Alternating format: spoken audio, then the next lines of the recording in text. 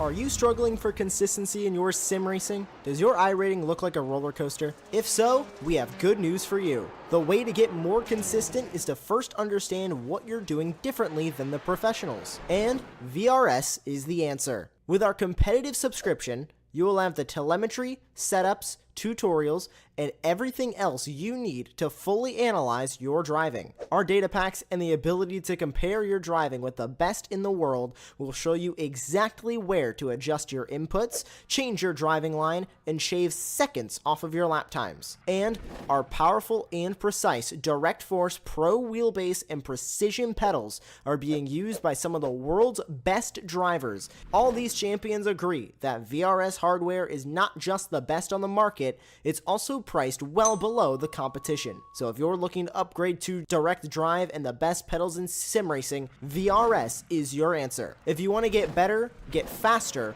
and make it happen sooner rather than later, you owe it to yourself to find out why so many people are switching to VRS. You'll be so glad that you did. Visit www.virtualracingschool.com and learn why the best use VRS.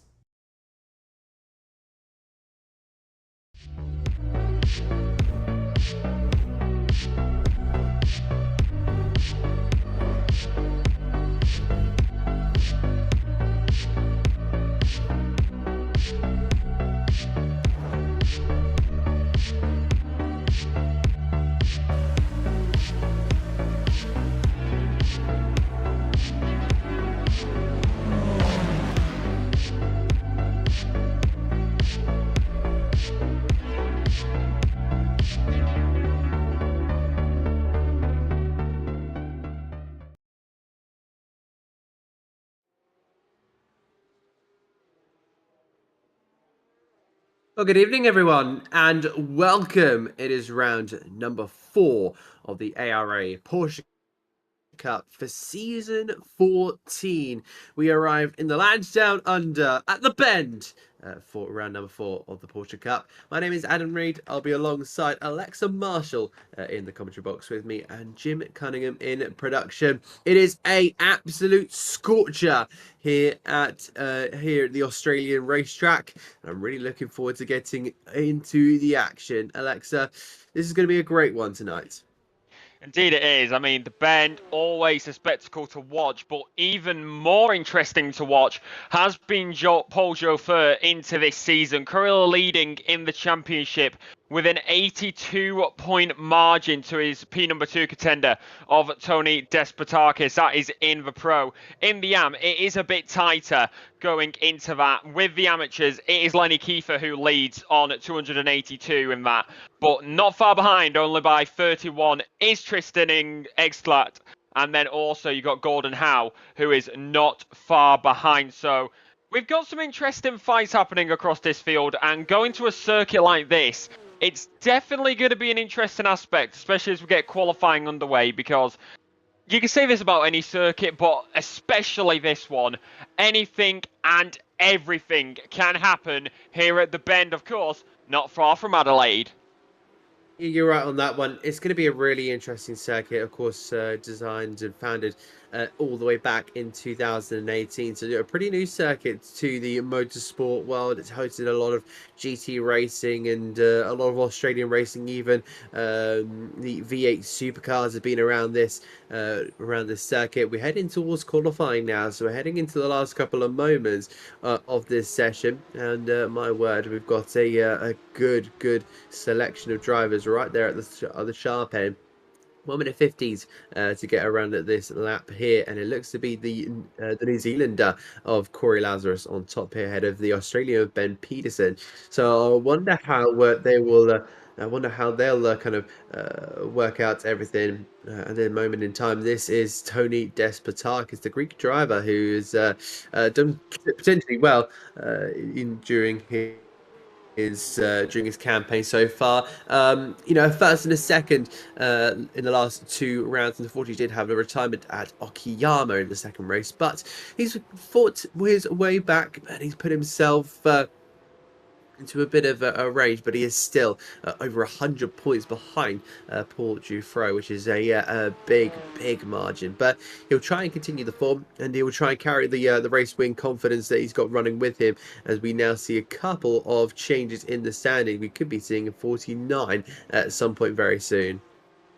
Yeah, and it's not far behind either. Corey Lazarus is there for P number 1 at the moment. We just saw Kevin Shavler go P number 3. 1 minute 50.247 is the current lap time to beat with a 31-degree track, 23 ambient. Here is going to go Tony Despotakis, but he is going to stay there, and he is not going to go that far. Only P number 23 on the board. Ben Pedersen is going to be P number 2 with Oliver Sklutz. I cannot pronounce that name. I'm just going to go with Ollie, and he is currently P number 3 at the moment in time. So sorry, Ollie. But it does seem like we're going to get pretty fast, because Adam, both me and you know perfectly well, hotter the track, stickier the tyres, meaning the more speed you're going to be getting going around these corners, because the traction is going to be on another level.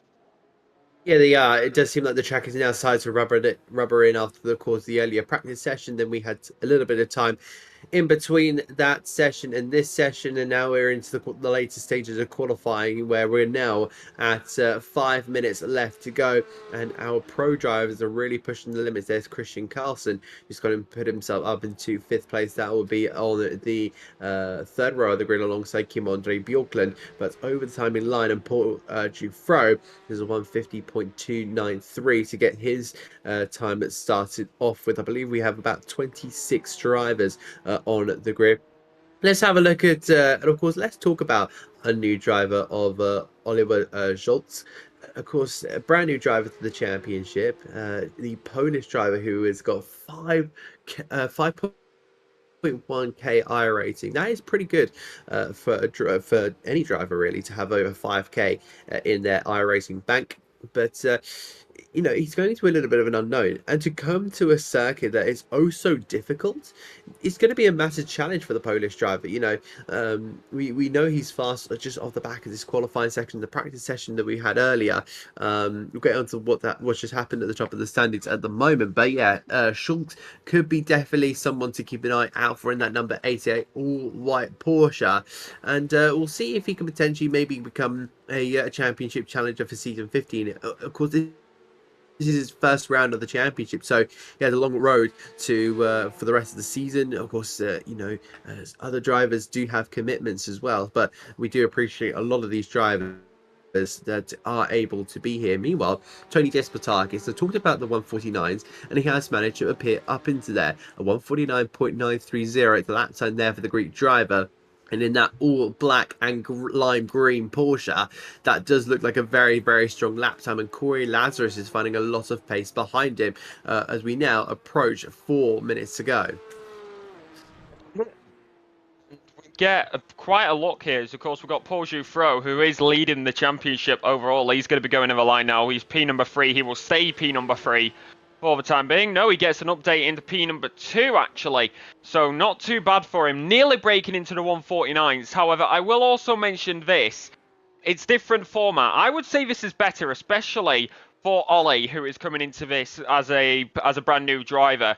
2 25-minute races compared to a singular longer race like we had at the Algarve circuit last week round. So returning to that 2-race format this week, and I mean, Adam, me and you saw it, especially in that first round. I wasn't here for the second, but it is always a spectacle to watch, especially considering that qualifying, yes, it's a key factor, as Dominic Beck is going to go up into P number 5, Darius Davidis Laurenis in P number 14, but it really is a spectacle because it is so many races, but also that top 10 is going to get switched around for race number 2.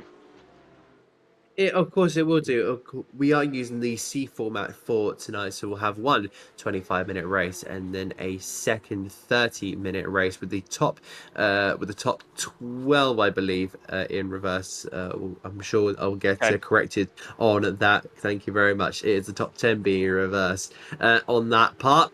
So I think we're in for some great action. It does seem to be that it's a very difficult overtaking circuit here. the bend. You know, it's so windy, so difficult. Not a lot of straights, not a lot of opportunities to maybe dive into some corners. So you're going to have to be very, very calculated about what you do. And we now see our brand new driver of Oliver Schultz. And can he put himself maybe a little bit higher than the third row of the grid? And we enter the final minutes of this qualifying session. And as the qualifying is coming to an end, you've also got to keep an eye on just the grid overall. Top 11, all pro drivers in. You've got the amateurs sprinkled in there with a bit of a checkerboard of 2-1 from P12 downwards between the AM and the rest of the pros. You've got Steve Kleiss down there in P number 16, James Parker in P number 17. I am going to talk about this as Oliver Schultz goes to P number 4. Good little improvement there for him on the debut. Not too bad at all for him. However, I will say this as James Parker goes into P number 16, putting down the man I want to talk about. Steve Kleiss, from what I've seen from him elsewhere and now also here in the ARA Porsche Cup, I've got to be honest, there is definitely more for him to find. He's been in between a rock and a hard place at the start of this season. And he has been. And we now move on towards the checkered flag here that is about to fly in the next second or so. And there we go. The last laps are done. And it's going to be a brand new pole sitter here. Tony Despotakis takes his first pole position of the season. The first two, or should I say three, were taken by Paul Dufro. And now there is the grid. Tony Despotakis will take the pole position here ahead of Paul Dufro with Corey Lazarus in his neighbouring country in P3. Oliver Schultz will take P4 with Ben Peterson on home soil. Where can the Australian place himself? Dominic Beck will be alongside Kevin Chevalier with Christian Carlson in P8 with Kim Andre Bjorklund and Frank Porte Ruiz rounding out the top 10 with just ahead of him, just behind him, Helder Sequeira and Tristan Engelstad on the 6th row of the grid. Then we move on to Gordon Haug, who's going to be second in those amateurs ahead of David Aslorinonis. The Lithuanian will line up in P14 ahead of Ruben Iglesias and the Brit James Parker. Steve Kleiss, the Belgian, will be in P17 alongside Alex Russell and Joey Ireland. Lenny Kiefer will line up in P20. Ryan Stringer in P21, followed by Pascal Veal, Ruben Cueto and Danny Huntley, with the final row of the grid row number 13, Dylan Ham, the New Zealander, lining up in P25. We now get set here for the 4th round of the ARA Porsche Cup for season 14. To come to the grid, and it is now loading in. Adam, we have got a race to look our way because it is Lenny Kiefer in the AMS looking to fight back, but you've also going to have the pro out there as well. They're on the grid. Let's get to it. Indeed they are. We wait for the lights to come above the drivers. Clutches in, build the revs, watch for the lights, and we go racing here at the bend. Good start there from Tony Despotakis. Everyone managing to get away nice and smoothly. Oliver Schultz trying the outside lane there as he now looks to approach an attack here down that alley. Bit indoors, turn number 1. It's a nice defense there from Tony Despotakis. The Greek driver looked to take his second win of the season, and the drivers now look to try and find any gap, any point they can potentially get in these early stages. Look at that side by side. I believe that's Corey Lazarus attempting to pass the Frenchman and Paul Dufro. The championship leader came into this saying, I haven't had a lot of practice, so he's going to be a tough challenge for him as the championship leader. But as long as he gets a podium, I think he'll be mightily happy. But Lazarus is not going to give it up in these early stages, as it looks like Despotakis is thumping off down the road. And he's bumping off down the road because the P2 battle is going to cost him quite a bit of time on the opening lap, but it's always down to the racing action at the end of the day. Now going to be looking for it. Looks for the insiders. In fact, something is going on. They both go off into the grass, and that is what on earth happened there. Ben Pedersen is going to come through. Dominic Beck is going to get right into the middle of this. They're going to go into a diamond formation. 2 aside, 1 in front, 1 behind. Ben Pedersen has got the absolute jump on that. Paul Dufro in P number 3. Dominic Beck, P number 4. Oliver Schultz just behind them as well. But as they head through these corners, you can only imagine how they're going to hold on as Helder Kurtz gets past Tristan Iglesias, a little bit further back. Devinas Lorenz versus Gordon Howe as well. Wheel to wheel, side by side, three abreast of the cars behind there for a moment as well. Going to go for a square into the braking zone and into the right-hander. But now, how's it going to fare between these guys as they come out the circuit corners and onto this little bit of a straightaway through this corner? Yeah, indeed they are. Now ending lap 1 there. It's been a dream getaway for Tony Despotakis, and he'll be really looking to just hold it out to his own here. But it looks like Corey Lazarus is going to go straight on the attack there past Dominic Beck. I think the fire in the belly will be there for the Kiwi driver after getting knocked in those early stages of that first lap by Paul Dufro.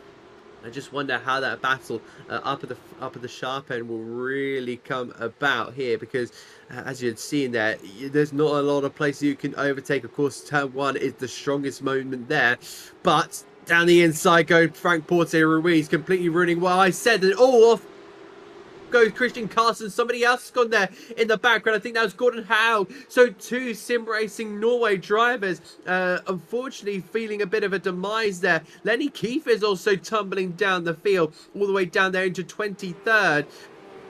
Oh, a horrible second lap for a couple of our drivers, but it looks like some have still managed to keep it all in one piece. Tristan Engelstad for the amateurs. He's right up there in P11. Second place is going to be Ryan Stringer down there in 17th. There is a big moment here for Tristan Engelstad, who currently runs in P9 in the overall championship, 3rd in the amateurs. But if he can find a big gap to Lenny Kiefer, he can eventually find himself in a huge position to go and take over the amateur lead. Well, he's going to have to hope that the maths comes into his favour, but also the driving skill. He's got the big gap, but will it hold out? It's now going to be this. There is Tony Despotakis. Ben Pedersen just behind. Paul Chauffeur, he's still trying to close in on him as he's got a race later this week. It's good old practice. But now down the main straight, you've got so many drivers coming through that final corner as they come through like a snake on a Nokia. But now down as they come, it's going to be all to play for. No overtakes for a moment, but Corey Lazarus is still chasing down Paul. So now, as they continue to look for this, look at a little bit more chrome is that shiny car for Corey. But in the neighbouring country, the Kiwi in the land down under, still trying to fight for that podium. He is indeed. A lot of drivers still fighting for a podium here, so it's definitely not over in these early stages. Corey Lazarus, I think, is just taking his time there behind Paul Dufro. He probably won't be aware that the Frenchman hasn't had the time to practice. Of course, Dufro does have his final round of the Euro NASCAR Championships this weekend over in Zolder, so he'll probably have to duck off straight to bed after this one, and then have the long road trip up to up from the south of France to Belgium. And how will that fare? So all the best to Paul Dufro in that one. But at the moment, he's focusing on his sim racing. We head on towards the next lap on this one. We'll head a little bit further back, but this is a replay of what seems to be Corey Lazarus going for a move on. I think this was going to be Dominic Beck in the early stages. And there we go. That was the move down towards turn 1. Nice and late on the brakes, and the confidence was just there for the Kiwi driver. Yeah, nice and tidy for him there as the replay continues to show just a nice little cinematic view of the bend around here. It's an absolutely lovely circuit. And now this as well, this is all to play for, as it may be a moment here going now through the left-hander. Wow. Oof. Lock up, double lock up.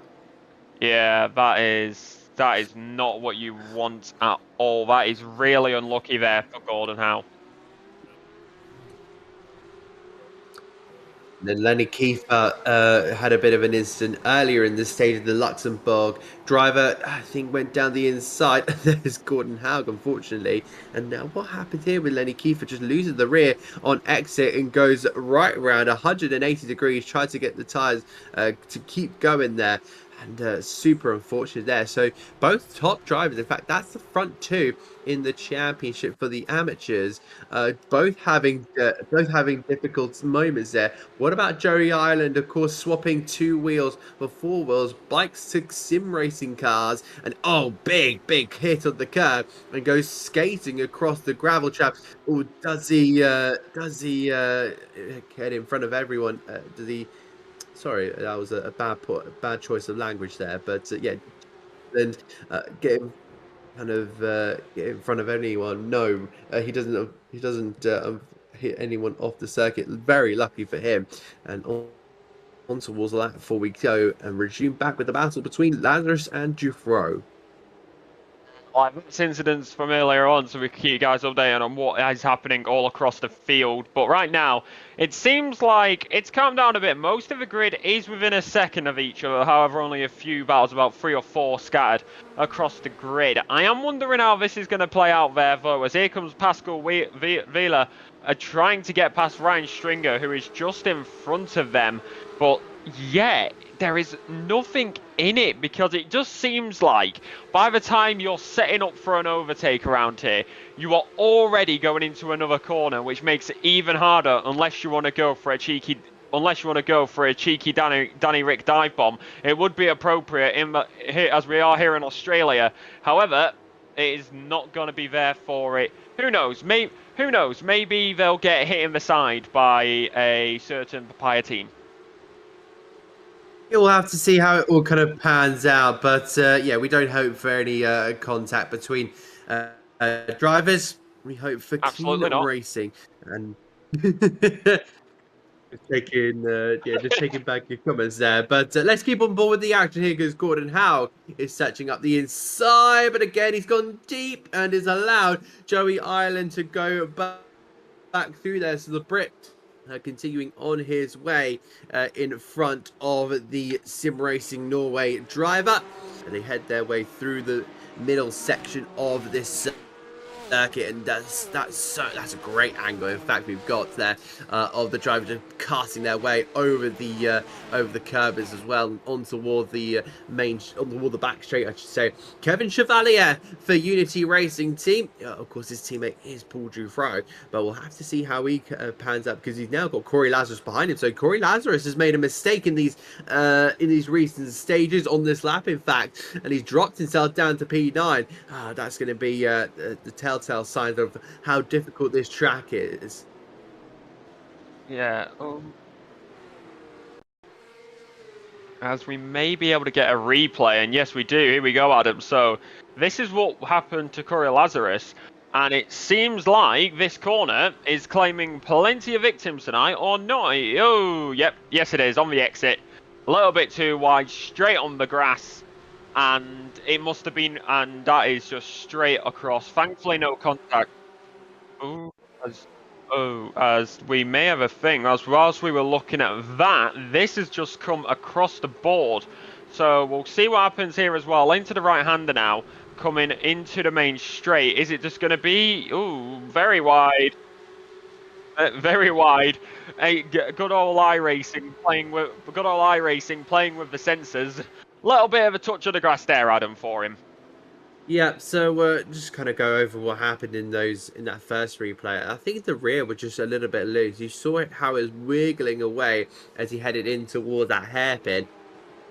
Then he just tried to get back onto the power as early as he possibly can, and in doing so, went onto the grass, and the rear was still complaining at him before going for that half spin, but luckily just slammed on the brakes, saved it, and will still remain behind Kevin Chevalier after his skirmishes off the track here. So he's really holding down well, I think, is Kevin Chevalier. He's had a bit of a difficult season so far, but the Unity Racing Team driver has really pushed on.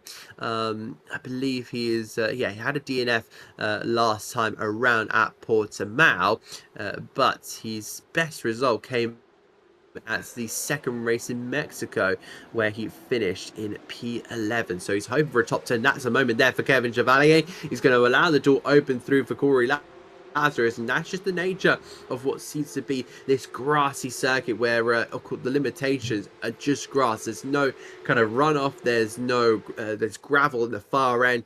It is literally just grass and grass and grass and gravel everywhere you look around the circuit. Very little run off the curbs. Your kind of your edges here. Well, we now look at Pascal Veal trying to get past what seems to be Ryan Stringer. So the second place driver in the amateurs is being passed, well, looked at by the back runner of the pro cars here. So I wonder if Pascal Veal is maybe just not quite there or thereabouts with his setup, or something going on with that RT Esports car. And Veal will just look through some of these corners, but he won't be able to make a move just yet, as Chevalier is now trying to hold off Christian Carlson. Indeed it can. And Adam, do you know one way that you can possibly eliminate any issues? I'm sure this is a segment, but go on. I mean, quite possibly, because setups can play a key part in this, but also track guides. And guess what? You can get all of that. It is, of course, track guides for over 50 cars, including the Porsche Cup that you are watching tonight, as well as track guides and setups. It is the Apex Racing Academy. You can purchase bronze, silver, or gold subscriptions at apexracingac.com. That's APEXRA, Apex racingac.com. Ignore the slip up, because right now we got a race to watch, and this is Kevin Chevalier, and of course that is apexracingac.com for a bronze, silver, or gold subscription. Indeed, and we'll see how much these drivers are willing to put into their setup, because I'm sure they kind of lean off that as well. So thank you very much for the advertising. Meanwhile, Corey Lazarus is looking to just try and push on. Of course, still there, sitting in 8th. But what about looking around the grounds here? Corey Lazarus still just behind Kim-Andre Bjorklund. Of course, Kim-Andre Bjorklund hasn't had the most smoothest of seasons. A second in Okayama, a third place in Mexico, but then a 21st place finish in Portimao, which saw him go right behind and all the way down to 5th in the standings. He's trying to really push on here, but at this moment in time, I think that they're just struggling a little bit. This is the Quad Dash Racing car of Tristan Engelstad, the leader of the amateurs. He'll be absolutely loving this position if he can get a top 10. He would love it even more, but Kevin Chevalier has indeed been kind of ticked off the list there by Christian Carlson, and the Unity Racing team driver just ahead. We ride on board with Tristan Engelstad. He's really looking a little bit weak at the moment, so I don't know if the tyres have gone a little bit off there for Chevalier, or if there is something else going on. But what I think we can say is that he is still on the charge, and someone else is on the charge is Paul Dufro, his teammate, as he look in toward the right-hander in towards this next hander, and I think Ben Peterson is going to be starting to feel the pressure a little bit. Of course, Ben Peterson has not been around for the majority of the season. He did Okayama where he came third, had a DNF the next one, but now he's going to be playing a defensive role on this part. Will he look to that outside line, Paul Dufro? Will he try and throw it down the inside, Euro NASCAR style, goes around the outside, but will he have the pace, the braking power and the steering all together to put himself in front? They're still running side by side, and unfortunately with that outside line, Dufro will just have to back off in this case. Strong defense there by Peterson. They now run their way onto the back straight, but Dufro is still there. Looks for an outside line, not going to work out that time, possibly an up and under. He's still going to have those rear wheels alongside, maybe just enough, very, very tight into the left-hander. However, going to drop off a little bit. Ben Pedersen slipping those tyres into the grass a little bit, but keeping it straight. We'll mention Paul Dufro is the fastest man on circuit at the moment, but not on the last lap. However, he was 3/10 faster than Ben. Dominic Beck riding on board with him at the current moment. He's 2 positions up since this race start, Ben up 3. But you can just see as you go on board with these drivers what is happening with those cars in front, because it's a perfect front row seat with that wonderful sounding engine of the Porsche Cup car. personally can't beat a Porsche. And now, as you head through this right-hander, you get a front row seat absolutely soaring at that wheel. It seems like with no TC and no ABS, this constant turning may end up being a big kryptonite for these cars tonight, Adam. Yeah, there's a lot of corners around the circuit. All you just need is a track map is to find that out. But a bit of a slide there for Dominic Beck as he launches his way through some of the corners. And he's doing a great job here. It is Beck. You know, he's had again another driver that's had a really strong season, but we need to look back here to Tristan Engelstad because he is now facing Davidas Laurinodis and Kim Andre Bjorklund. So I think he may have fallen down a place or two. Ryan Stringer is still sitting in 16th as well. So I think Engelstad is now going to look to try and make his way through on the inside, but the car isn't quite there. He'll try and just lift off the brakes a little bit and put himself alongside Bjorklund. Will back off in this one and try and just start changing his lines. Switch it up. Try again right on the backside as he's trying to make his way through of that Porsche just in front. Looking at the rear end, thinking, where is it wobbling? Where can I get past it? Because it can definitely be a bit harder. Some tries to at Channel V in a Danny Rick, but ends up having a Baku. Almost, thankfully, no damage into the rear end that time round, although I got incredibly close. That could have ended incredibly badly, and that is going to be in the background, I believe. Is that Pascal Wheeler? Or that may actually be Joey. No, that is going to be Pascal, because they are trying to fight their way through as quickly as possible. That got real tight in that first half. I'm making references to years ago. It's making that many throwbacks as you throw it down the inside again and again. But now, seemingly, calming down a little bit. We don't want any collisions here, please. I think some of the drivers are now starting to go a little bit more aggressive here. Pascal Viel now looking at the inside because he knows that there is some huge positions up for grabs. They take their way now through the next sequence of corners. Yeah, Pascal Viel, who runs third in the championship, will not be happy with his P17 for now. He needs those points desperately with his championship rivals up in first and into third. So a big result for Ryan Stringer, but well, sorry for Pascal Viel. Well, it's not going to be a good result for him so far, but you'll see if he can make anything up in that second race. Meanwhile, who's that looking up the inside of that? James Parker on Steve Clyde just wasn't able to make the move, but yeah, Ryan Stringer still sitting second in those amateurs. He'll just try and see if he can hunt down Engelstad, and I believe, and I can confirm that these two are Quad Dash Racing teammates. Yeah, they are.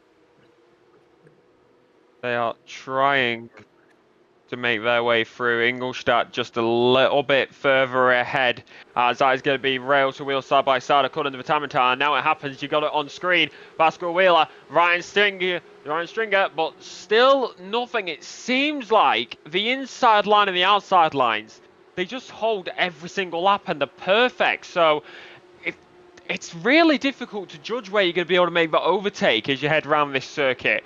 Of course, different classifications, but you still got to think about it for the points. Two cars in between Engelstadt and Steve Kleiss with James Parker and then Ryan Stringer. So how are they going to fare? Looking for it. It definitely seems like Pascal is looking for an inside line, yet it just constantly closes, so he's unable to get it. Ruben Iglesias getting past Lenny Kiefer further back as well on the timing tower as that popped up for a second.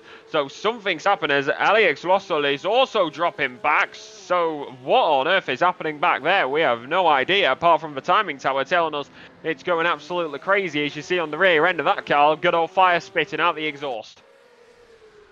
Let's have a look at a replay here. Lenny Kiefer, I believe it. Oh, a bit of contact there with another driver, unfortunately. I'm not entirely sure who that could be, and in fact it's Alex Rossell. So both of them have had their off-track excursions, and unfortunately for them, they now find themselves right back there, and that will be a massive disappointment. Kiefer also goes off the track as well, so a lot of drivers just not having a good time whatsoever around this track. They're really struggling to get to grips with the bend, but Oh, it looks like we've got an issue here. Ben Peterson is now starting to fly down the field as well as Paul Dufro. Have they made contact down in 5th and 6th? It looks like they have. We're about to get a replay.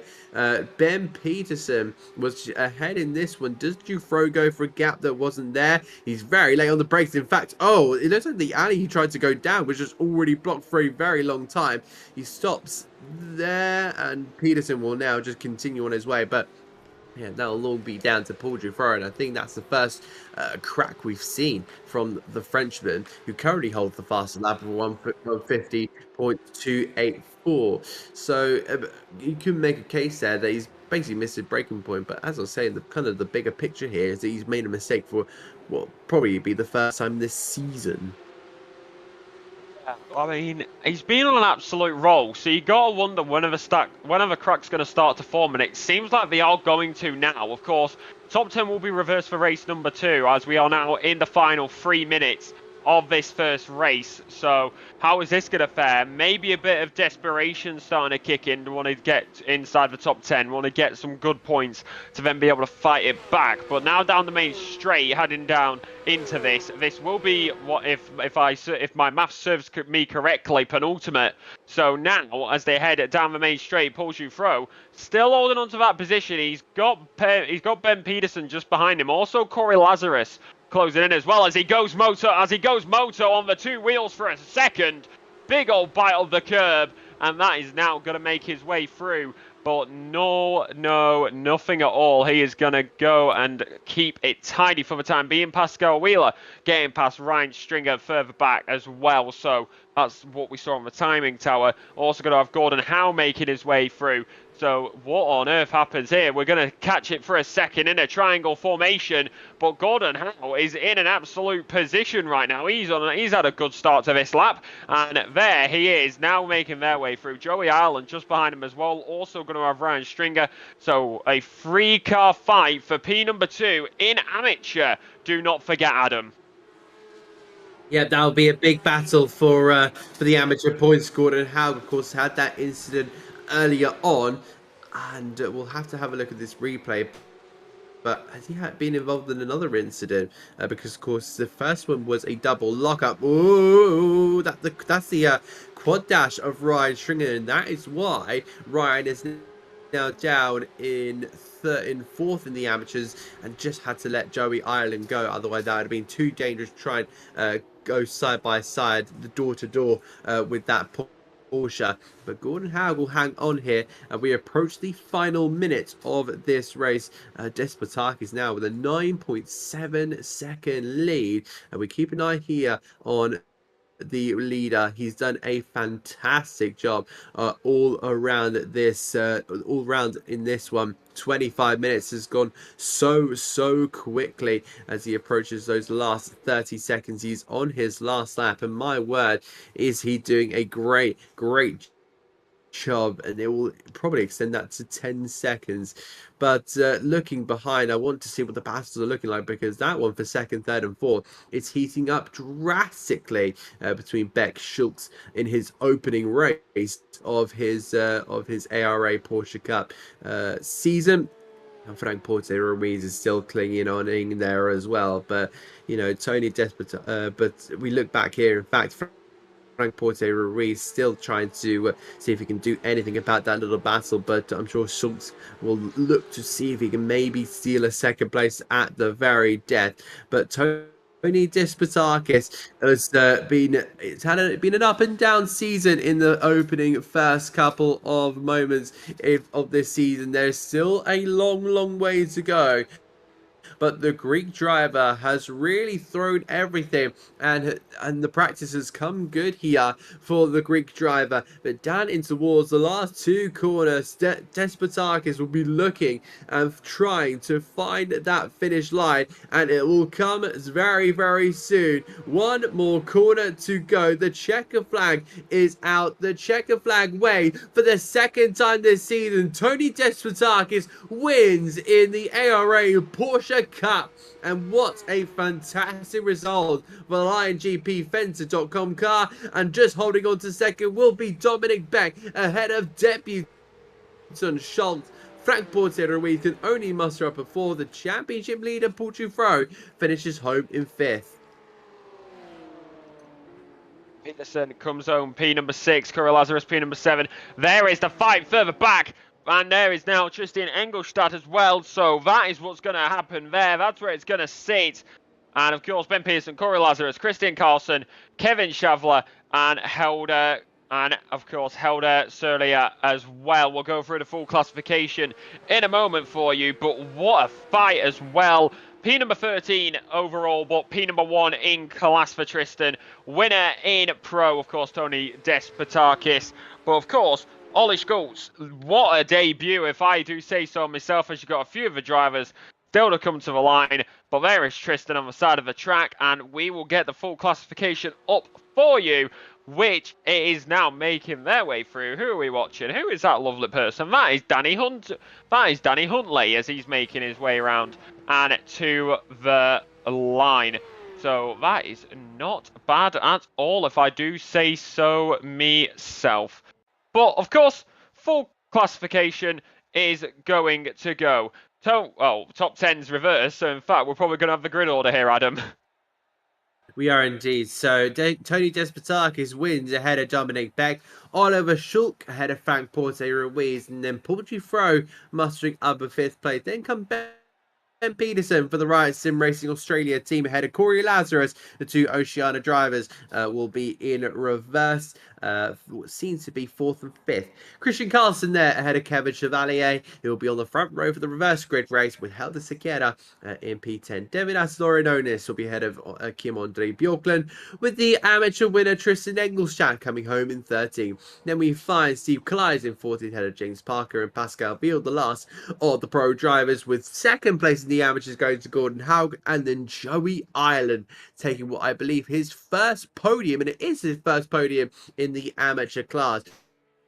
Congratulations there to Joey Ireland. Ryan Stringer, could have been a win, could have been a podium, ends up in 4th place in that amateur class, followed by Ruben Iglesias, Lenny Kiefer, one of our leading drivers in the AMS, down in 23rd, followed by Alex Russell, Ruben Cueto, Dylan Ham, and Danny Huntley. Rounds out the 25 drivers that took part in that opening race. But we do now have a warm-up ahead of the 2nd race.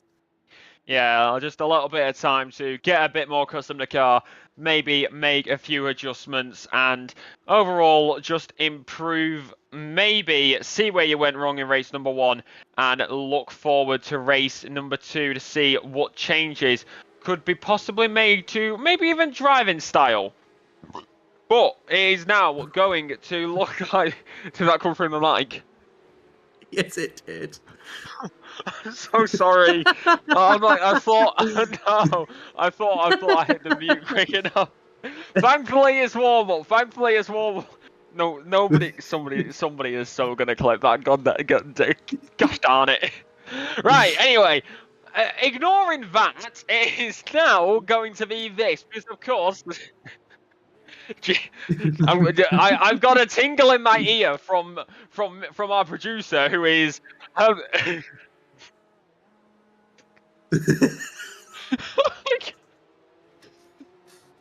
Jim. Well, you know what? Seems as you guys can't hear him, but I know he can hear me and I can hear him.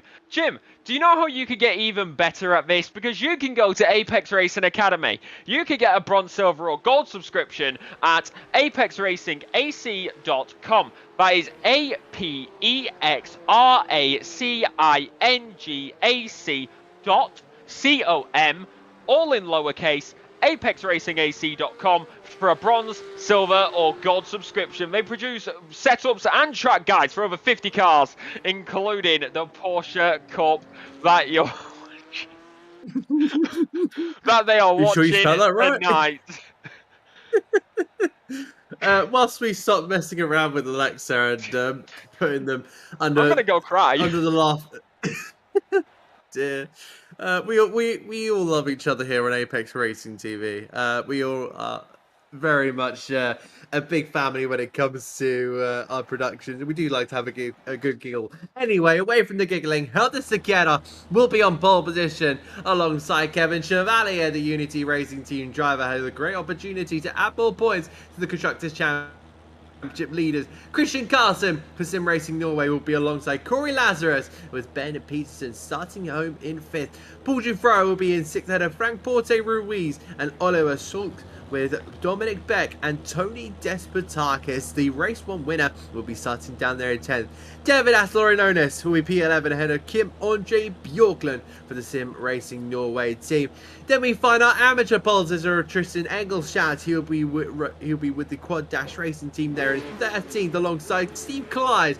Great result for him in 14th there. James Parker there in 15th ahead of Pascal Veal. And we go racing here. It's the bend, and that's a brilliant start. 4 wide immediately off the 5 red lights, and on towards turn number 1. It's going to be pretty dicey. Who's going to be able to have that around the outside? There's a bit of contact. Who's that fighting it? My word! That was unbelievable. There's contact. Somebody's facing across the track. Both Unity cars look to have gotten away scot-free, but they're in the backwards car. They all managed to get away with that. No, nope, they haven't. They haven't. There's more spinning there in the background, and that was absolute chaos. I couldn't quite tell exactly who that was just from the images that were playing in front of us, but it's Christian Carlsen who leads from Corey Lazarus. Paul Jufro after his teammate is, his passes teammate up into 3rd with Frank Portero Ruiz, but the biggest winner, it seems like, in all of that must be Gordon Haug up 5, as well as Tony Despotakis. What on earth was that start? That was mesmerizing, but also crazy at exactly the same time. So now that's going to make an entire checker across the board. That has thrown what we thought was going to happen out of the window. So now it sits like this. Absolutely craziness on the race start. Going on the inside there is Kevin Shavler on Dominic Becker. No, that's Ollie who's trying to defend. As it is. It is Oliver. That's Ollie. As that is no contact. Going to be now on the inside. Also going to be on the inside. Kim Andre Borkland's there. 3 wide. Oh! Comes across. And that is not what you want to happen. That is straight into the barrier. Kevin Shavler maybe just about keeping it out of it. But, oh my God. Danny Huntley also losing out. So, opening lap. Apparently, all the madness got... apparently... Race 1 said double it and give it to the next race in madness levels. It just seemed like he said that. Oh, that's more carnage. Who's that diving? Is that Lenny Kiefer potentially trying to slide into the DMs of one of these drivers? It seemed like I'm sure that I don't know how that text message went. It seems like for I believe Bjorklund, I'm being told. Actually, it is Lenny Kiefer. So sorry, Alexa. I went with your advice on that one and turned out to be wrong. But yeah, Lenny Kiefer. Which, I think the text went miles from what I can see. I think that seemed like. That's the best respective of left on red. Anyway, David Aslorinonis here. We're keeping an eye out for this train here. Down in towards the right hand replay, it seems like. Down in towards the opening couple of corners. It looks like Ben Peterson tried to go up the inside, then gets tapped round there by another car, and then round he goes. Oh dear, big hits there to some other drive, but Peterson there, I think, has gone in to retire, and he had. He's stopped on the track, and he's towed all the way back to the pits and called it a day. And now going to look at the next one, I believe. Yep, here we go. So this is straight after that initial contact. There's Ben Peterson round there. We're watching Tristan Engelstad looking for it. Going to be having not a fun time on the outside. Gets hit, gets tapped. And not only does he go around, but another driver goes around as well. So that is not on earth what you would have wanted, as Gordon Howe is apparently losing positions on the timing tower away from the replay. This is what happened even further. So it was Joey Ireland, we believe, if I'm getting this correct, who ended up being, the second tap, and round they go. So there is, when you got that many cars on the opening lap, there is not much that you can do, but Either way, Oops. you've got to keep it professional, as this may be back live, as it is nice and free, wide, very tight. Oh, almost contact in that aerial shot. Whoops. Gonna go for a square in the background, round they go, and dropping down the order is going to be Ruben Iglesias. So, no, oh, very wide there for Ryan Stringer, Lenny Kiefer. Down, back onto the track, round goes Lenny, and nice, not going to be fun for him. Dropping down the order is David Aslorenes, Tristan Engelstad, Gordon Ham, Dillian Ham. What on earth? Race 1. Did you really double it and give it to the next person? What the heck? Maybe triple, I think, on maybe quadruple. I have to kind of double take on that one. Meanwhile, look at Christian Carlson's view. It's absolutely empty. He's kind of jumped away from all of this kind of chaos and is now leading a duo of Corey Lazarus and Paul Dufresne. That is going to be all separated by about, what, 0.6 of a second in this one. So this is going to be the main battle. But looking behind, it's Tony Despotakis, and after all of this. So we'll have to see how this battle does commence. We now start to see the kind of the more lighter chaos involved in this race with Dufresne now just trying to make it a couple of chess piece maneuvers being mentioned in my ear. David Aslorinonis, meatball flag here for the pro driver, so he has a little bit of damage and will need to come into the pits. Meanwhile, Christian Carlson is very, very defensive. Dufresne strong on the brakes in a car that he's found so much confidence with over the last couple of seasons. Lorinonis is indeed into the pits, and a nice reminder for other drivers on the back of Corey Lazarus's rear wing. Slow in, fast out, I believe that was. Can we just double check on that one? Well, I don't know if we will be able to double check, because around the outside goes Paul Dufresne. He's going to try a little bit of a switchback on this one, but won't be able to get the power down on that one. And Corey Lazarus will just stick ahead. We fly through. Can I just read that a little quick? No, the camera says no on that one. But yeah, there's definitely a message underneath the rear wing there of Corey Lazarus. But yeah, great little addition in some of those. I love that. So we'll wait and see here, as that is getting very close. Well, apparently Adam really wants a closer look at that rear bumper. Who knows at the end of the day? I mean, heck, sometimes the rear bumper is a good spot to be very close behind, especially if you're bump drafting, which you can do in a NASCAR, as that is going through the left-hander. So it says slow in, slow out, which basically means don't overtake me. Get a terrible exit, which a lot of drivers unfortunately have been doing throughout this race. But we've got a replay that seems like a bit of an incident. To Ruben Cueto, the Spanish driver. Who's that slowing up on the inside lane? Oh, that's a bit of a strange one. And Ruben Cueto, out of sympathy, just goes around and let them back through, it seems like. So the Spanish driver, I think that was Dylan Ham, it seems like, that Ruben went past and then decided to relet past on that one. So the New Zealander will go back ahead.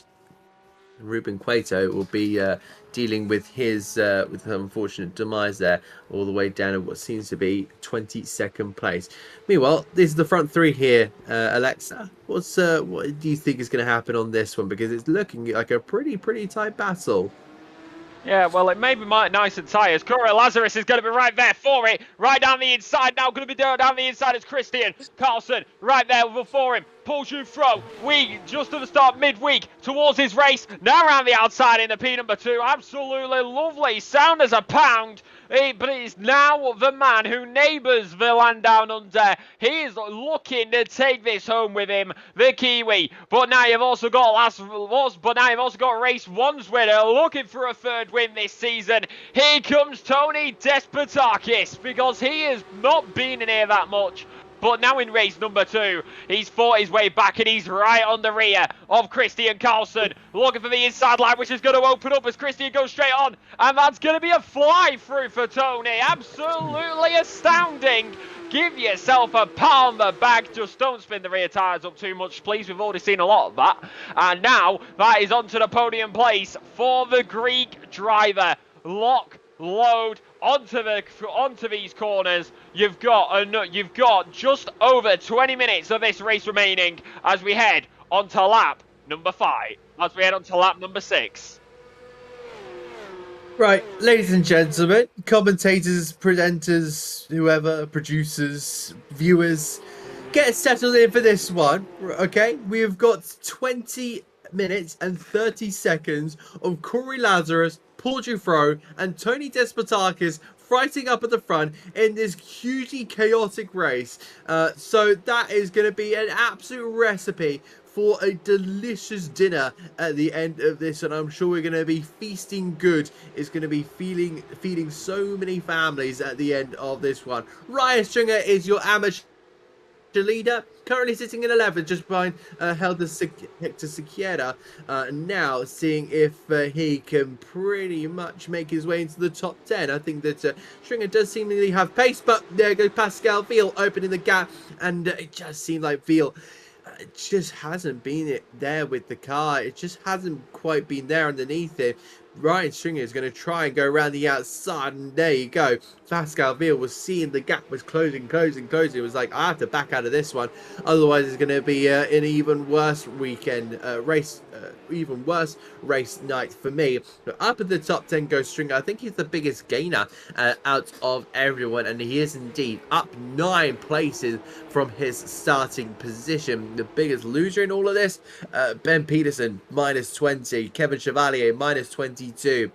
David Athalorinonis minus 12 in their unfortunate demises. I think they're going pretty slowly around the track, as it seemed like right at the very back. Meanwhile, Pascal Veal will now be looking at seeing if he can re-overtake Ryan Stringer here, but he's also got the pressure of Kim-Andre Bjorklund in behind.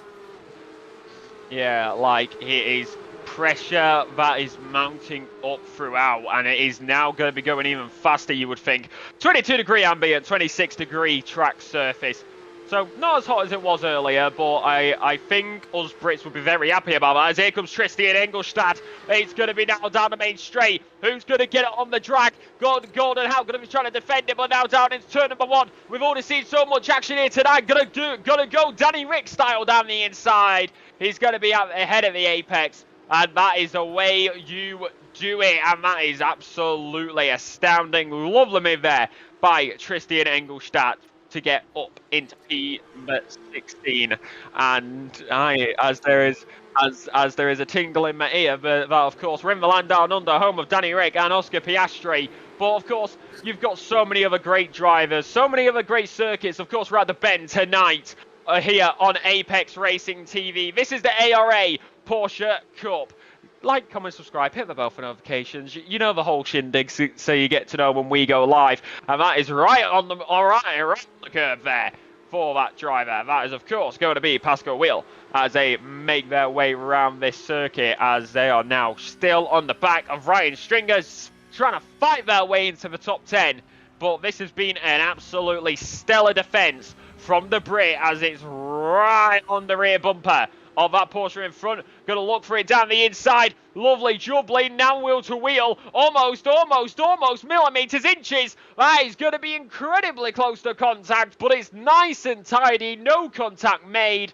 Lovely overtake there by Pascal to get into the top 10. Yep, superb stuff. And I believe that is just going to be another chapter in this big fight that is happening, that is being led by, of course, now Pascal Veal after that superb overtake. Ryan Stringer won't be giving that up easily, because he's now got a big draft all the way down this long straight in towards a very tight first corner. Look at the bump there of Kim-Andre Bjorklund. He got that very early on, so hopefully that won't be paying too much damage for his Porsche.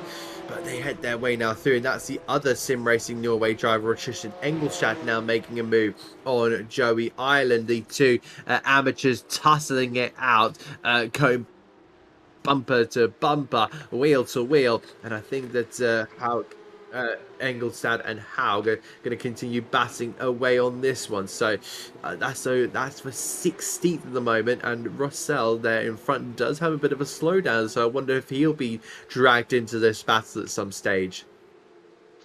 mean, you can only wonder, as they are now going to go right one time and done again. They are having a fight like we have never seen. Gotta love it around here. I will say though, thankfully it seems to have calmed down a bit since the race start. And again, never say never, we're approaching the halfway mark, as that is very, very wide there for Ryan Stringer for a moment. But now keeping it back on the circuit and keeping the car straight through the right-hander.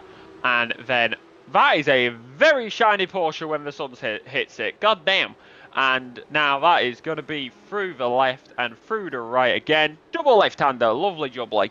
But like I said, definitely calmed down a bit. But this is the fight. You've got Ryan Stringer just in front, and you've got Kim Anderley-Borkland, James Parker, and Lenny Kiefer in this battle. That is James Parker on the back of Kim Anderley-Borkland, trying to fight the way through. Of course, Kim being the red car, and the, what I would say, spray paint car is James Parker.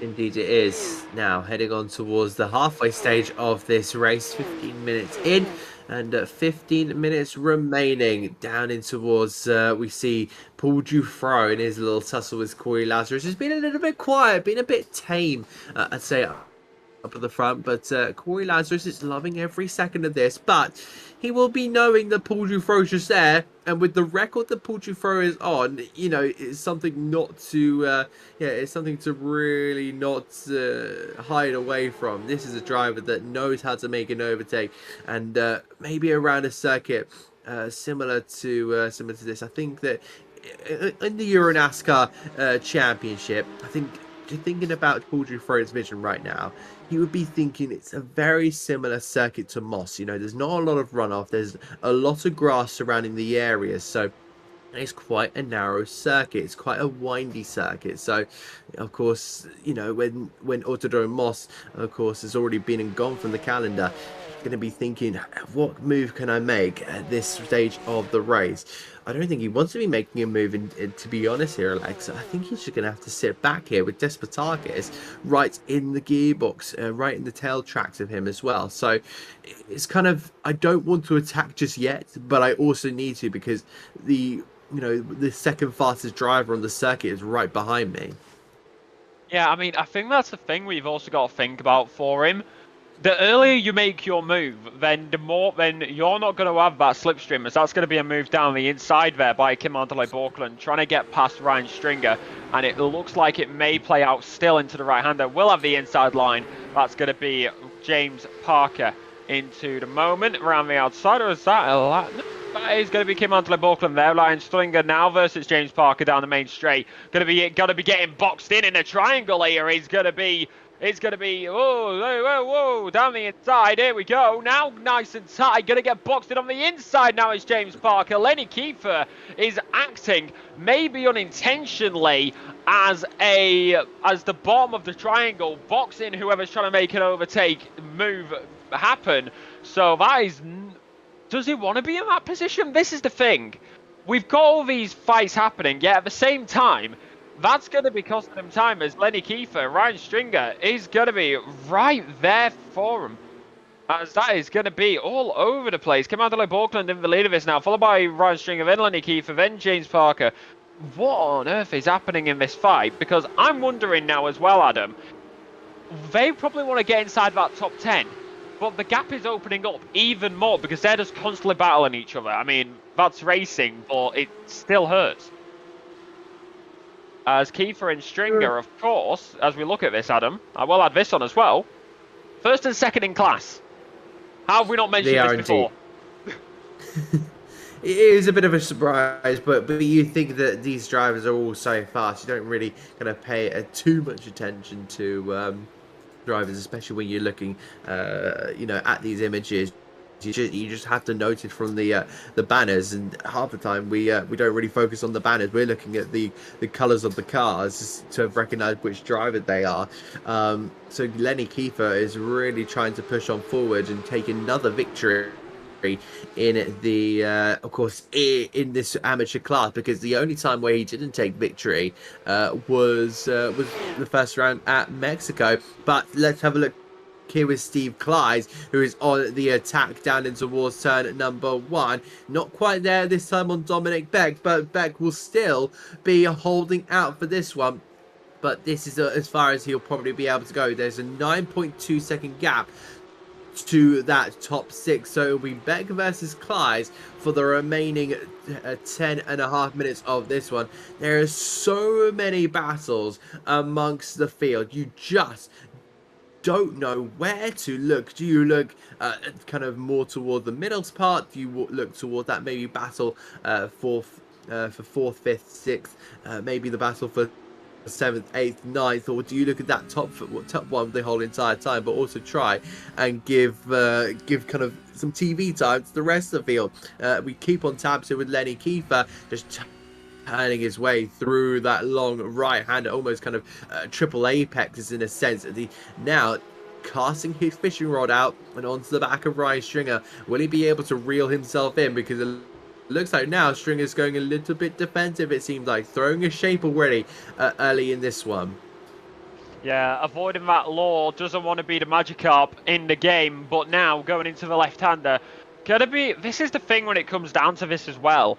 It's very, we will just say this real quick. Big props to Jim, who is the one controlling all these camera shots, because there's so much action with all these drivers. It's very hard to give them their screen time when they're so talented, that we see tonight.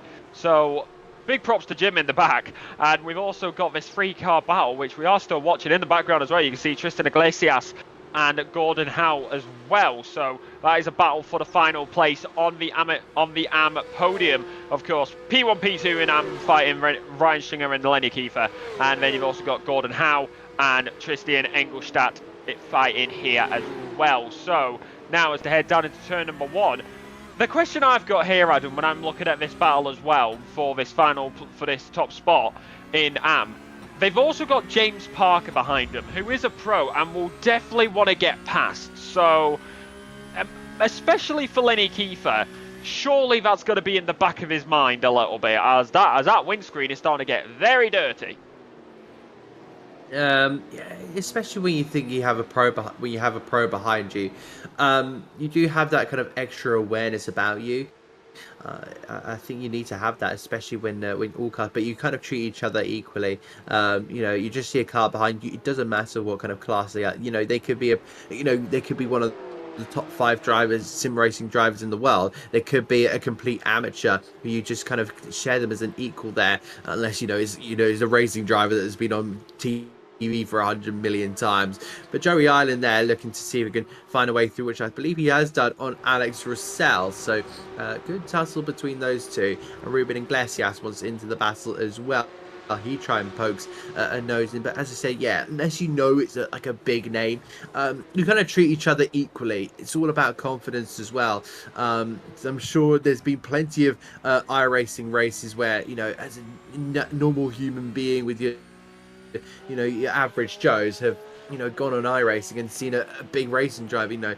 There's been guys that have raced with Lando Norris and Max Verstappen in the same server. That it's times like that where you have to try and maybe treat them differently. I think someone's gone off in the foreground there. It seemed like that's going to be Ryan Stringer, it seems like, and it is indeed the Brit. That's a big off there from the Brit. He's lucky to not hit the barrier too, but it's been very costly with positions, and a slam down with the fist because he knows that was a big error from either himself or another car.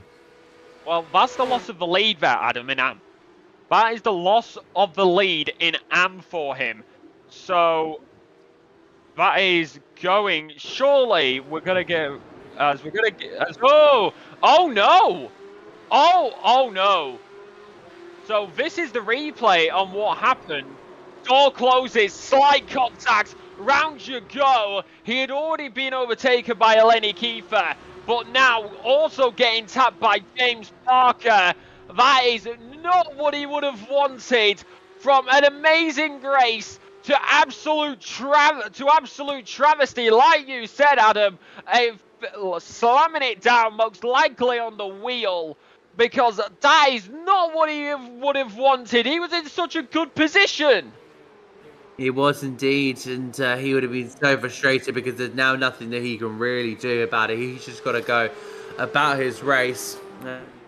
And unfortunately for him, yeah, that's now going to be done and dusted. There's 6 minutes left to go on the clock here for our drivers, and our top three still stays as close as ever. It has widened out in the lead, but I wonder if that's Jufro potentially just playing the smart tactics, saving a little bit of tyres, saving a bit of energy for those latter stages, unless he completely killed the tyres, which of course we haven't seen because we haven't been keeping an eye on the times 24/7, or should I say throughout this race. But you know, it's been fantastic to see all the battles out there, and you're still looking at the left-hand side, still seeing the kind of yellow and orange battle. It's been immense. Tristan Engelstad round the outside of James Parker. Will he be able to get the move done? Yes, he does. I'm not sure if the tyres are quite there on Parker either. And Engelstad now into second in the amateur, but has put a car in between him and Gordon Haug in the battle for third. But that was a bit of a moment. Gordon Haug on that inside line. Oh, he's going to lean on Parker and invite his way through. Now, this in the last 5 minutes, the amateur class battle is going to come absolutely alive. So 1, 2, 3, all in a row and all in a line, fighting for this position. Lenny Kiefer is right there, but all to play for. He's done absolutely amazing. Gordon Howe there for P number 14 at the moment. He's got James Parker just behind him. Joey Ireland is a little bit further back. Unfortunately, this is what is happening on your screens at this moment. So tight, so close at the end of the day. And let's hope that there is not another tap. That is all I will say. But just looking at this race, there's so many fights that we have been sadly unable to catch, but we will be sure to give you the full classification at the end of this, because it's an absolutely amazing fight. It's all across the board. Hedler versus Pascal. So now, is that going to work out for him? Hedler is going to be on the inside, now the outside, as here comes Pascal. Going to be going down the main straight, pedal to the metal, foot goes to the floor, all the way down in front of us, in front of the pit road, and is now going into the right hand of turn number 1. Is it going to work out this time, or is it going to be a move around the outside? Yes, it will try. And now wheel to wheel fighting each other. A little touch of a sausage there, but no, and that is it done. That is a lovely move there by Helder to get by Pascal to get past Helder. And that is nice and tidy. As the producer has a chuckle, I do not know why, but it is now once again into this. We're into the final 5 minutes, Adam. We can only imagine how this is gonna get, because you've got the top 3 for AM fighting, but also you've got the top 3 for overall and pro fighting. Let's keep an eye on the amateurs for now. Let's see if well, he's full jump to the pros. It seemed like Paul Dufro is feeling a lot of pressure. He's probably been in this situation many a times, but it never gets any easier. Tony Despotak is looking for a move, but he doesn't want to go for it too early. Dufro will be having his defensive shield up high, ready for any Tony Despotak's attack. Corey Lazarus is on for a fantastic finish as well. He's on for his first win of the season, his first podium since race to Okayama, and this is going to be a huge moment here. Gordon Howe falls down the field, and that is one of our drivers in the amateurs who is now in a bit of trouble, and it's down to Kiefer and Engelstadt to go after the win here in the amateurs. We'll keep on tabs here with Tristan Engelstad down in towards this right hand, and he's right behind Lenny Kiefer. Will Kiefer be now throwing a defensive shape immediately to the right hand side, away from the pit wall, to put that defensive block up onto the windshield of Tristan Engelstad? Will Engelstad try and float it around the outside? He's done it before. Will he do it again? No, it's a later braking from the Luxembourg-born driver, and he will just sit in front beautifully.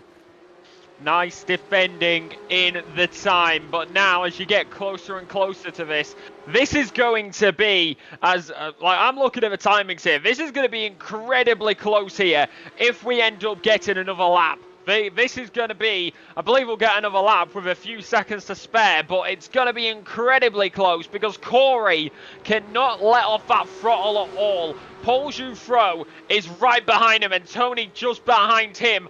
Tony fastest lap overall. However, Paul Jouffreau and Tony Despotakis, nearly 2 tenths faster than Corey on the last lap, 2 tenths, yeah, on the last lap faster. But it's costing each other it by battling like they are, but they have to at the end of the day, because they do not want that Kiwi to take the win. They want to take it their way. And now coming around through this right onto the main straight one more time, onto the final lap here at the bend.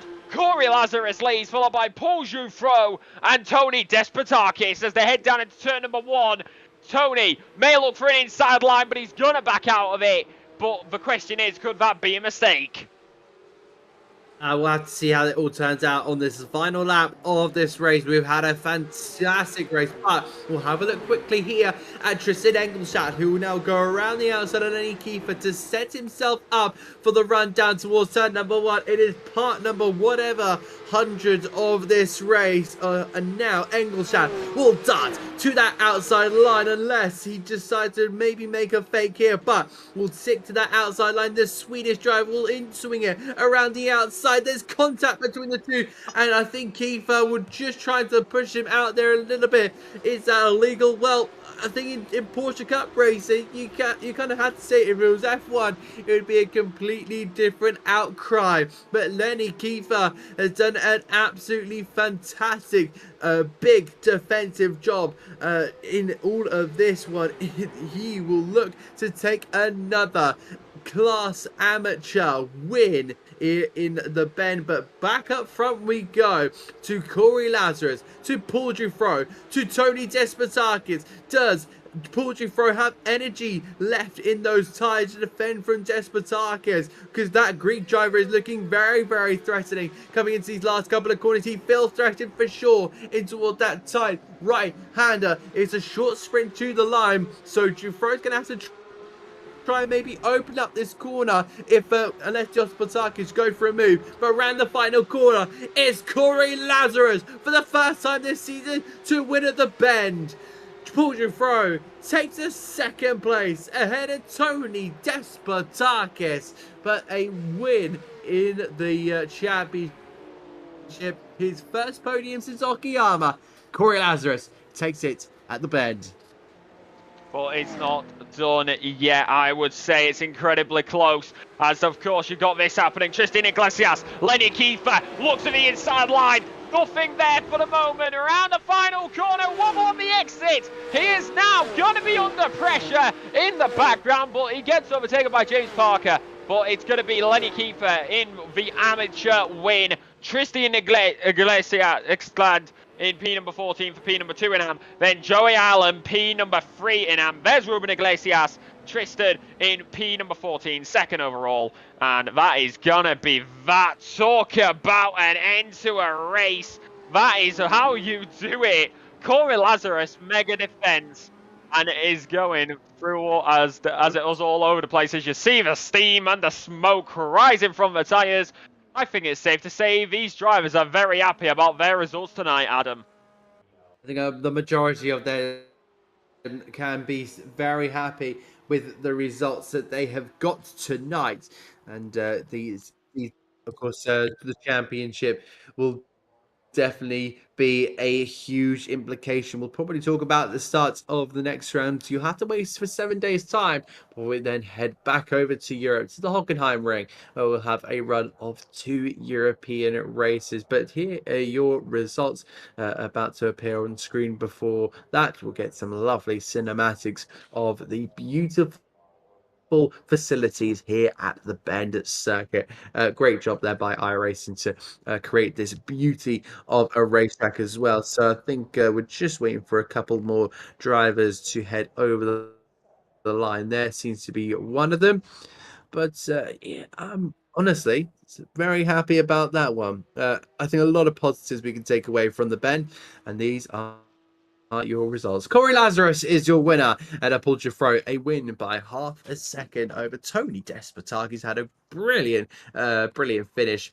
Challenged Dufro, but wasn't quite there. Christian Carlson will take home P4 ahead of Frank Portier Ruiz. A strong result there from the Andorran driver, a 4th in race 1, a 5th in race 2. With Oliver Schultz will take a 6th place in his debut race night for us.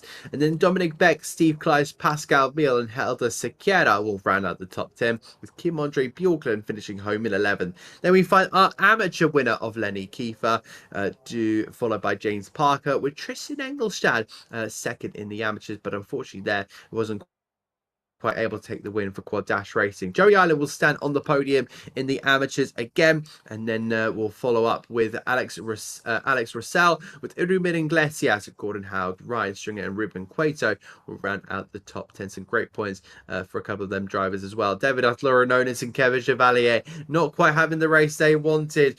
Super unfortunate as well for them. Danny Huntley finishing down in 23rd, with Dylan Ham coming into the pits in those latter stages, with Ben Peterson DNF in the second corner for the Australian. I'm sure he's already out the house already, because of course it's a very early morning in Australia. But there are your results for round number 4 of the ARA Porsche Cup Season 14.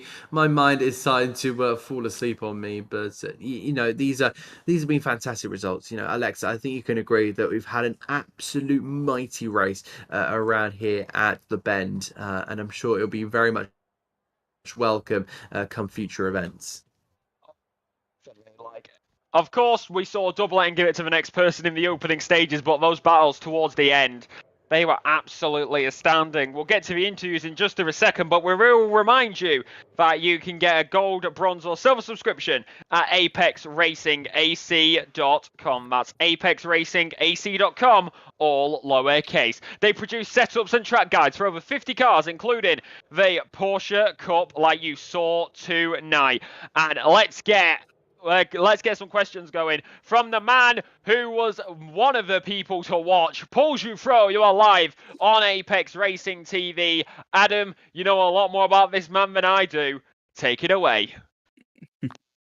Hello, Paul. Good to have you back in the comms box. A very, very tricky race for you. Kind of go over what happened. You mean at the race 2 or race 1? Let's start off with race 1. Okay, so at race 1, basically I don't remember really well the start. Yeah, okay, yes, okay. So I tried to do the outside at Tony at the first turn, but it didn't went pretty well. And after we had a little fight with Corey, and we had the contact at the fast chicane. He sent me a message to apologize after the race. And and after I got some damage at the rear. And to be honest, I was quite happy of the pace I had with the damages, because I didn't really train this week. I wasn't at home. I was at Zolder to prepare my finals. So I was pretty happy of my pace in race 1, but Tony was super fast and I wasn't able to catch him. Yeah, of course. And of course, that bit of frustration you must feel after race 1. Yeah, and after I made I was fighting with Ben, and I was analyzed a pattern with him when I was faking to dive. I saw every time he was braking a lot, so I wanted to play with that, but he really surprised me and brake really a lot at turn 1, 2, 3, 4, 5 at turn 5. So I punt him, but it wasn't on purpose, so I let him pass after. But a bit of frustration. But I hope this weekend will be my joker of the series. Of course, going into race 2, that start was a superb start from your side, and you just avoided some of the early stages in terms of the chaos. How did it look from your perspective?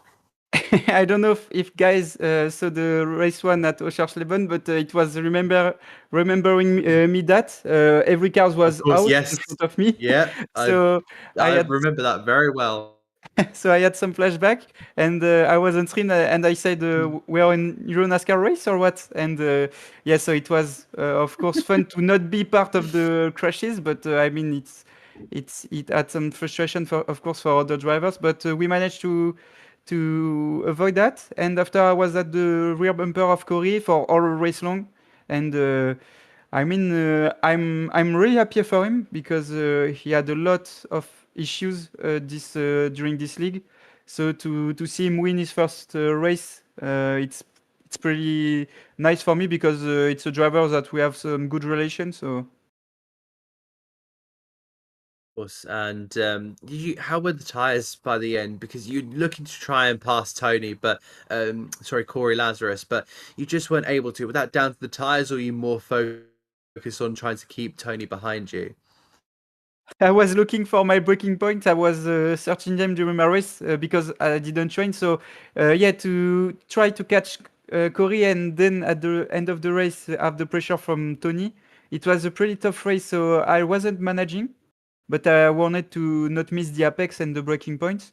So yeah, I wasn't managing. I was pushing, but I was really hoping to not make a mistake. And yeah, hopefully we end pretty well the race. And of course, will you be with us come Hockenheim the next round? If I'm champion, no. If I'm not, yes. Because if I'm champion, you can be sure I will do a nice party Sunday Sunday night.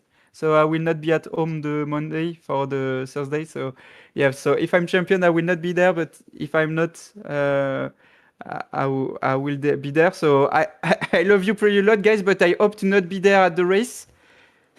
So if it will mean I'm champion. So yeah. So if I'm not champion, I will be there. Yeah. Thank you so much, Paul, for talking with us. It's been a pleasure to have you in the box tonight. All the best for Sunday's race. I will be watching, and I mean this with the most love I can give you. I hope we don't see you next week. So you'll be raising a Euro NASCAR trophy above your head come Sunday. Thanks a lot. See you guys, and thanks for the broadcast. Thank you very much. No worries. Good luck. Thanks.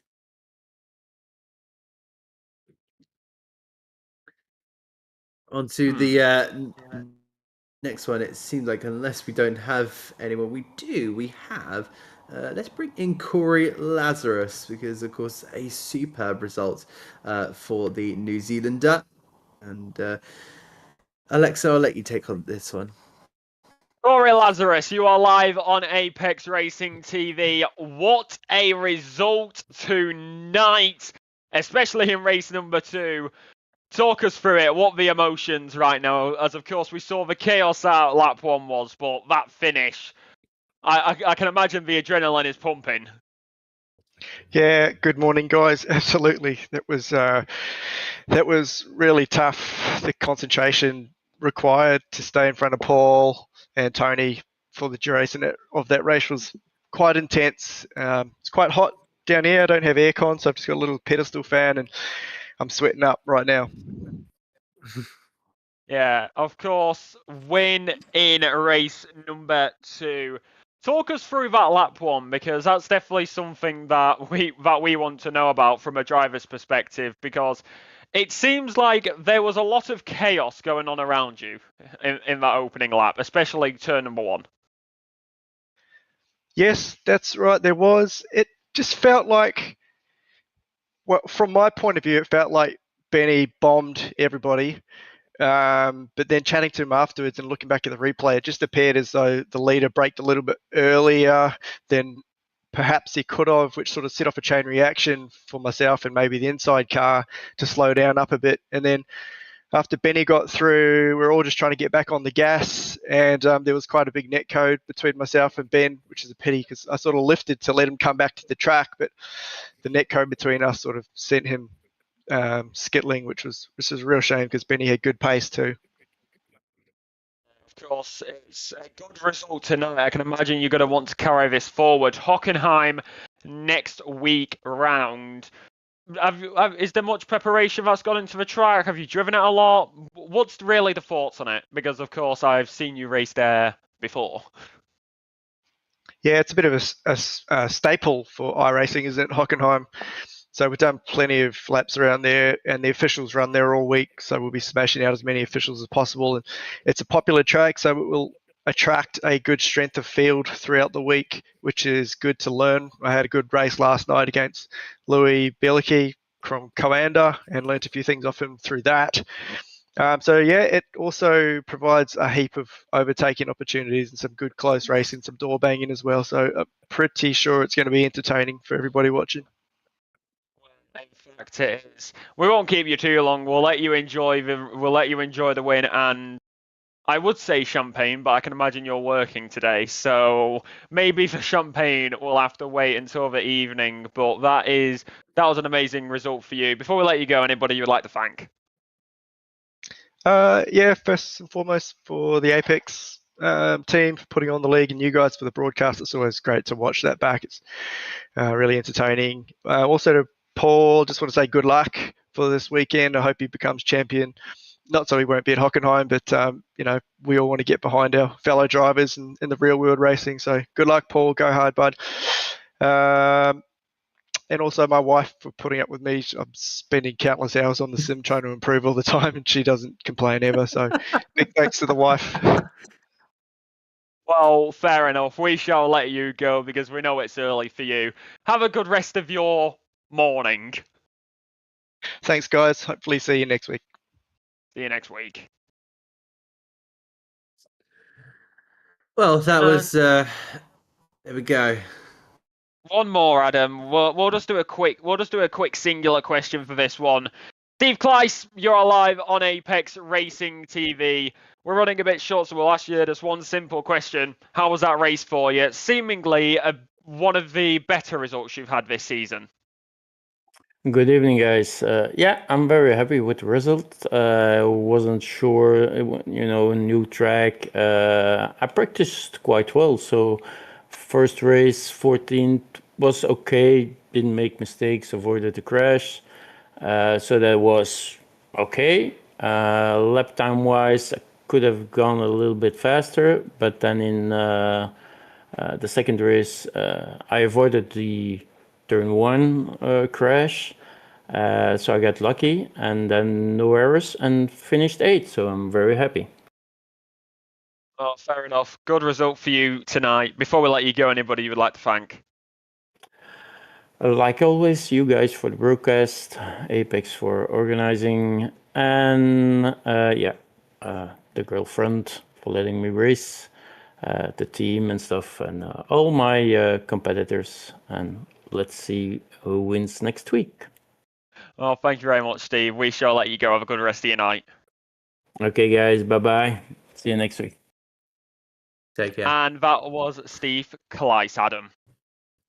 It was. And, well, we come to another end of a broadcast. And, well, what an amazing race we've had here at the Bend. Very, very chaotic.